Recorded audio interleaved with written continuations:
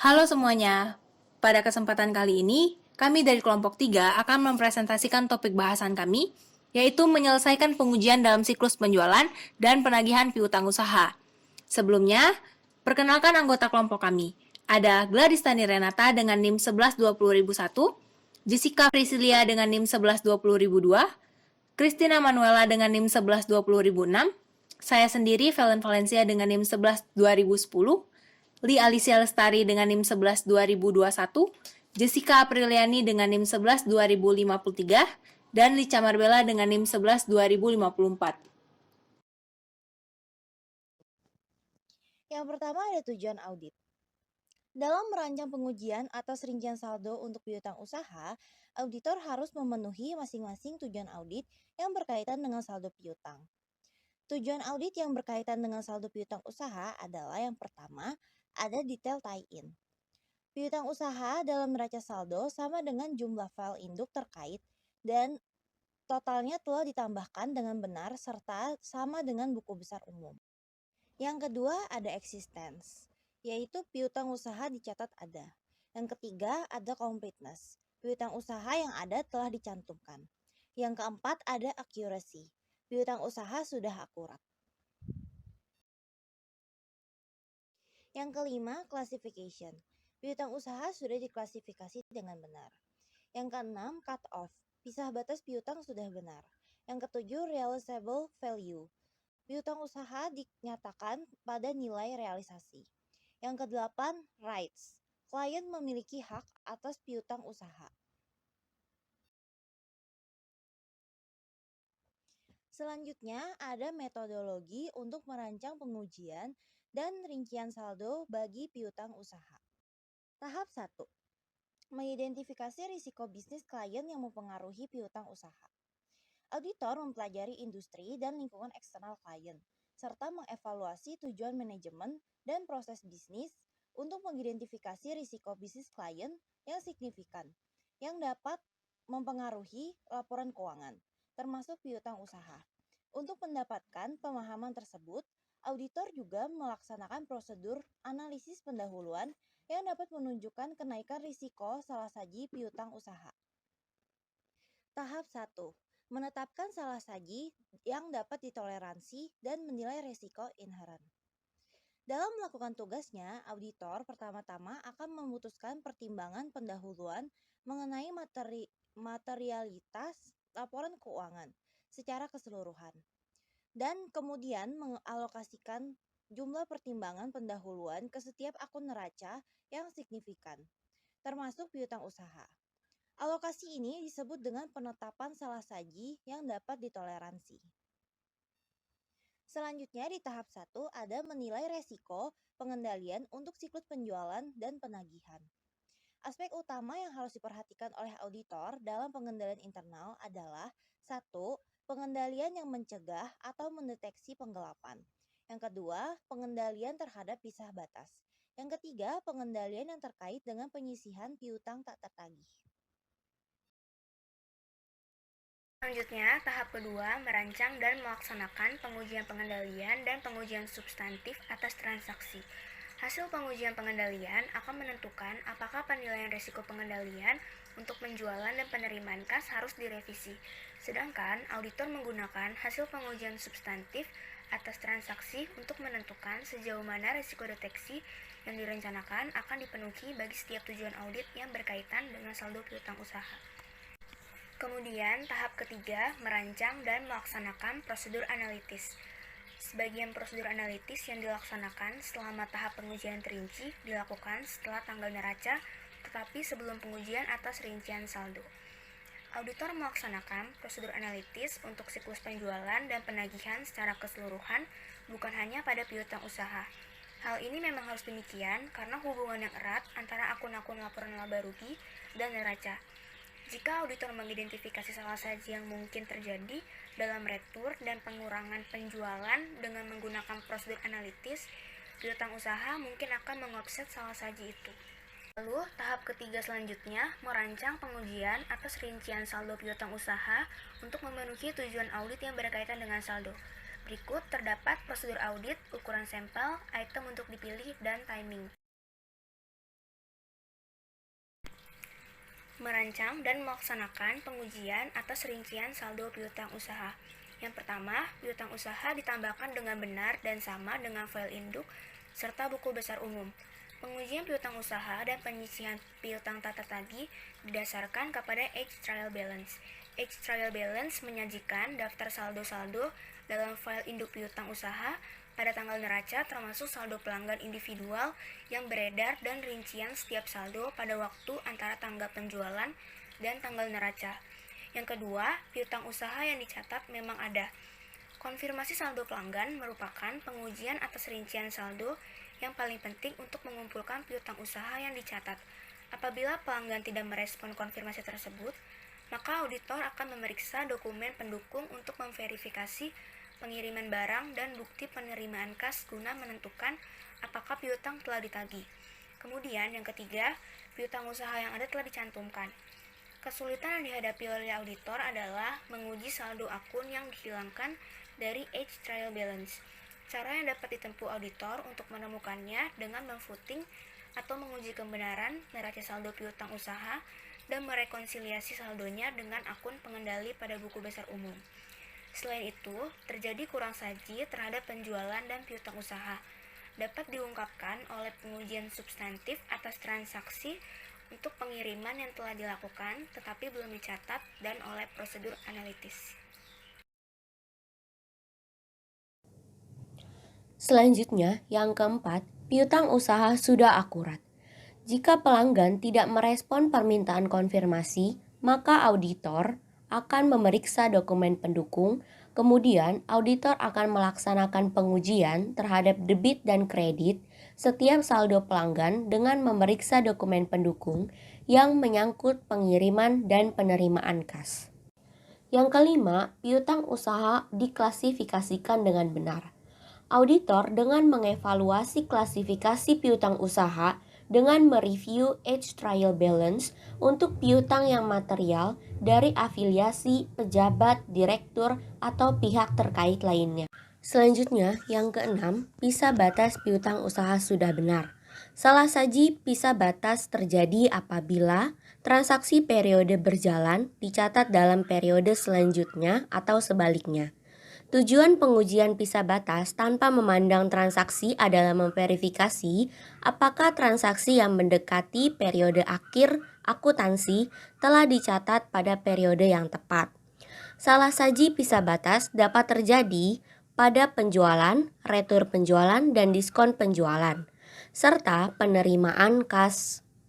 Auditor memerlukan 3 pendekatan guna menentukan kelayakan pisah batas. Yang pertama, memutuskan kriteria pisah batas yang tepat.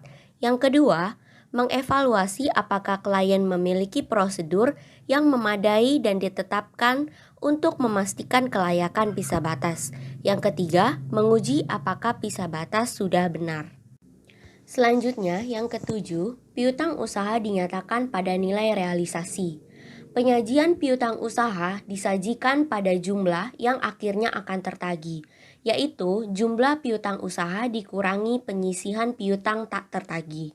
Auditor dapat melakukan dengan membuat schedule audit yang menganalisis penyisihan piutang usaha tak tertagih, mereview pengujian pengendalian atas kebijakan kredit dan memeriksa piutang tidak lancar pada Age Trial Balance untuk menentukan mana yang belum dibayar sesudah tanggal neraca dan dibandingkan dengan informasi serupa pada tahun sebelumnya.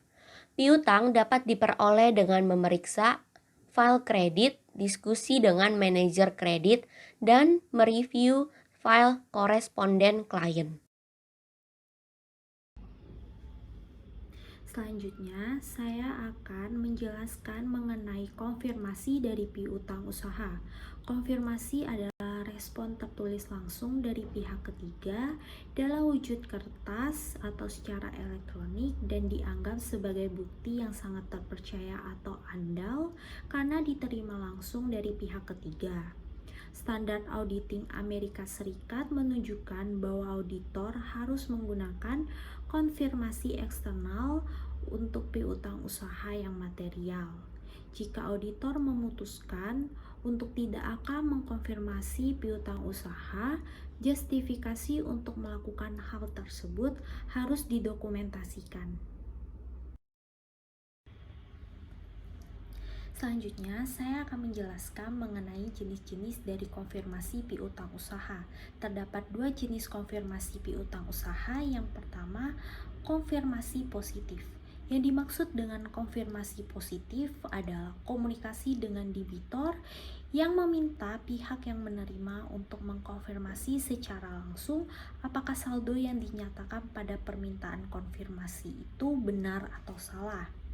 Konfirmasi positif dibagi lagi menjadi dua, yaitu formulir konfirmasi yang kosong atau biasa dikenal dengan blank confirmation form, yaitu jenis konfirmasi positif yang tidak menyatakan jumlah pada konfirmasi tetapi meminta penerimanya untuk mengisi saldo atau melengkapi informasi lainnya.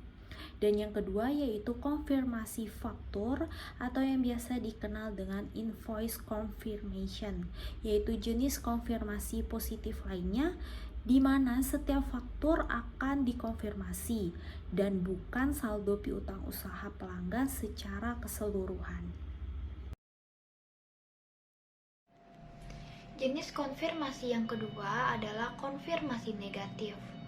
Konfirmasi negatif ini dilakukan untuk meminta tanggapan hanya ketika debitur tidak setuju dengan jumlah yang dinyatakan atau hanya akan meminta untuk memberikan jawaban hanya jika tidak setuju dengan informasi yang telah disebutkan dalam permintaan konfirmasi.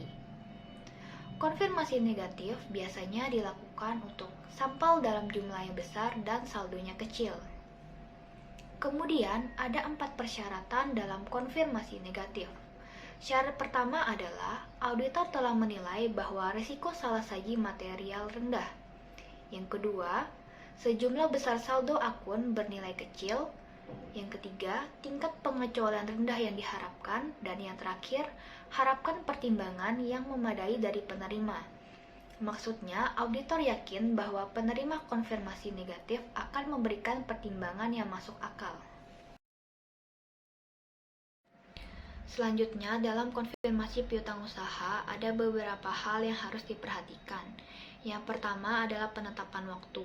Penetapan waktu ini merupakan bukti yang paling dapat diandalkan dari konfirmasi baru yang akan diperoleh jika konfirmasi itu dikirim sedekat mungkin dengan tanggal neraca.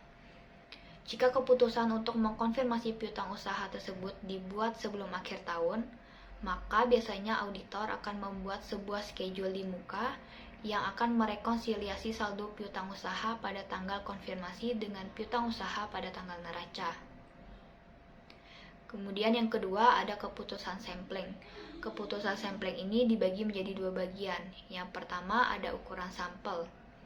Faktor utama yang mempengaruhi ukuran sampel untuk mengkonfirmasi piutang usaha berada dalam beberapa kategori dan mencakup hal-hal berikut. Yang pertama adalah salah saji yang dapat ditoleransi. Yang kedua, risiko inherent. Ketiga, risiko pengendalian. Keempat, risiko deteksi yang dicapai dari pengujian substantif lainnya. Dan yang terakhir, kelima adalah jenis konfirmasi. Kemudian bagian yang kedua adalah pemilihan item untuk pengujian. Dalam pemilihan item untuk pengujian ini diperlukan beberapa jenis sertifikasi pada sebagian besar konfirmasi. Dalam pendekatan umum sertifikasi, untuk memilih saldo yang akan dikonfirmasi, maka auditor akan mempertimbangkan dengan baik dari nilai setiap piutang maupun lamanya waktu piutang itu telah beredar.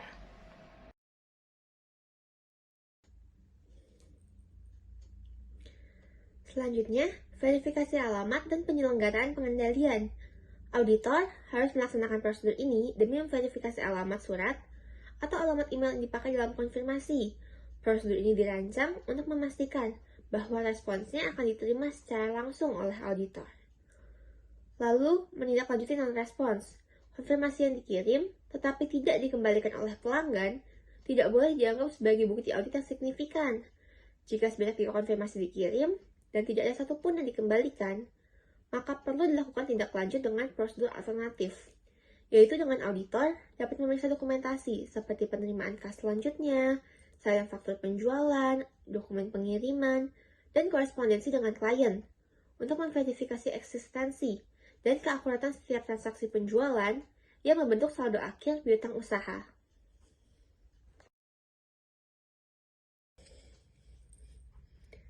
Selanjutnya, analisis perbedaan. Jika permintaan konfirmasi dikembalikan oleh pelanggan, auditor harus menentukan penyebab setiap perbedaan yang dilaporkan. Perbedaan tersebut biasanya disebabkan oleh perbedaan waktu antara catatan klien dan pelanggan. Jenis perbedaan dalam konfirmasi yang paling sering dilaporkan adalah pembayaran telah dilakukan, barang belum diterima, barang telah dikembalikan, dan kesalahan klinikal dan jumlah yang diperdebatkan. Lalu, menarik kesimpulan. Jika semua perbedaan telah diselesaikan, termasuk yang ditemukan dalam prosedur alternatif, auditor harus mengevaluasi ulang pengendalian internal. Keputusan akhir mengenai piutang usaha dan penjualan adalah apakah bukti yang mencukupi telah diperoleh melalui pengujian pengendalian dan pengujian substansi atas transaksi, prosedur analitis, prosedur pisah batas, konfirmasi, dan pengujian substantif lainnya untuk menjustifikasi penarikan kesimpulan mengenai kebenaran saldo yang dinyatakan.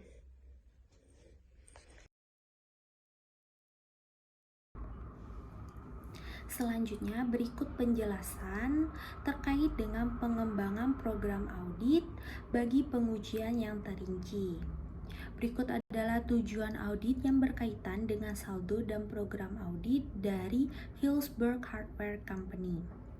Tujuan audit yang berkaitan dengan saldo, yang pertama, piutang usaha dalam each trial balance sama dengan jumlah file induk terkait dan totalnya telah ditambahkan dengan benar dan sama dengan buku besar umum. Prosedur auditnya yang pertama, memperoleh each trial balance piutang usaha dan menelusuri saldonya ke buku besar umum.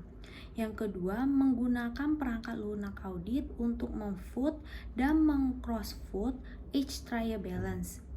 Yang ketiga, menelusuri 10 akun dari neraca saldo ke akun pada file induk. Tujuan audit yang kedua, piutang usaha pada each trial balance memang ada. Prosedur auditnya yang pertama, mengkonfirmasi piutang usaha dengan menggunakan konfirmasi positif.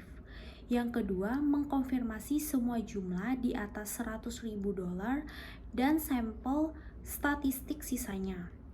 Yang ketiga, melaksanakan prosedur alternatif untuk semua konfirmasi yang tidak dikembalikan pada permintaan pertama atau kedua. Kemudian mereview neraca saldo piutang usaha menyangkut jumlah piutang usaha yang besar dan tidak biasa. Kemudian tujuan audit yang ketiga, piutang usaha yang ada telah dimasukkan dalam each trial balance.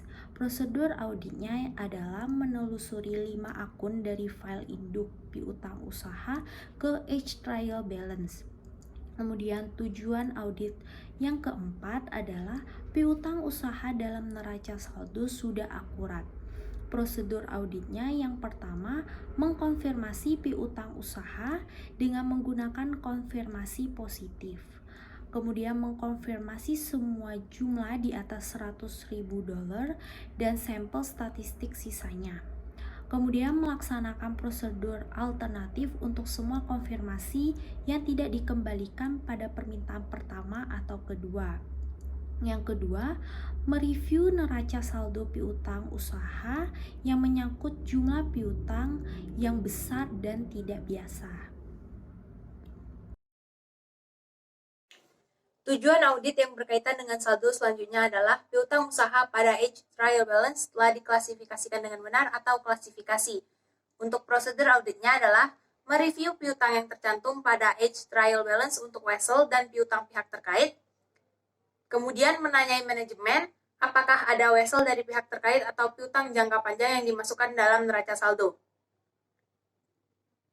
Tujuan selanjutnya adalah transaksi dalam siklus penjualan dan penagihan telah dicatat pada periode yang tepat atau pisah batas. Untuk prosedur auditnya adalah memilih 20 transaksi penjualan terakhir dari jurnal penjualan tahun berjalan dan 20 transaksi pertama dari tahun selanjutnya, serta menelusuri masing-masing ke dokumen pengiriman terkait dengan memeriksa tanggal pengiriman aktual dan mengoreksi pencatatan. Kemudian, mereview retur dan pengurangan penjualan yang besar sebelum dan sesudah tanggal neraca untuk menentukan apakah telah dicatat pada periode yang benar. Tujuan audit berkaitan dengan saldo selanjutnya adalah piutang usaha dinyatakan pada nilai realisasi atau nilai realisasi. Untuk prosedur auditnya adalah menelusuri 10 akun dari Age Trial Balance ke file induk piutang usaha untuk menguji umur yang tepat pada neraca saldo. Kemudian menggunakan perangkat lunak audit untuk memfoot dan meng-cross-foot Age Trial Balance. Lalu membahas dengan manajer kredit kemungkinan penagihan piutang yang sudah lama. Memeriksa penerimaan kas selanjutnya dan file kredit atas semua piutang selama 90 hari, serta mengevaluasi apakah piutang dapat ditagih. Kemudian mengevaluasi apakah penyisihan sudah memadai setelah melakukan prosedur audit lainnya menyangkut ketertagihan piutang. Dan tujuan yang terakhir adalah klien memiliki hak atas piutang usaha pada neraca saldo atau hak. Untuk prosedur auditnya adalah mereview notulen rapat Dewan Direksi menyangkut adanya indikasi piutang usaha yang digadaikan atau difaktorkan. Kemudian menanyai manajemen apakah ada piutang yang digadaikan atau difaktorkan.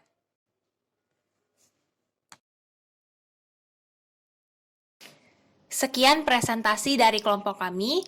Apabila ada salah dan kurang kata, kami mohon maaf. Terima kasih.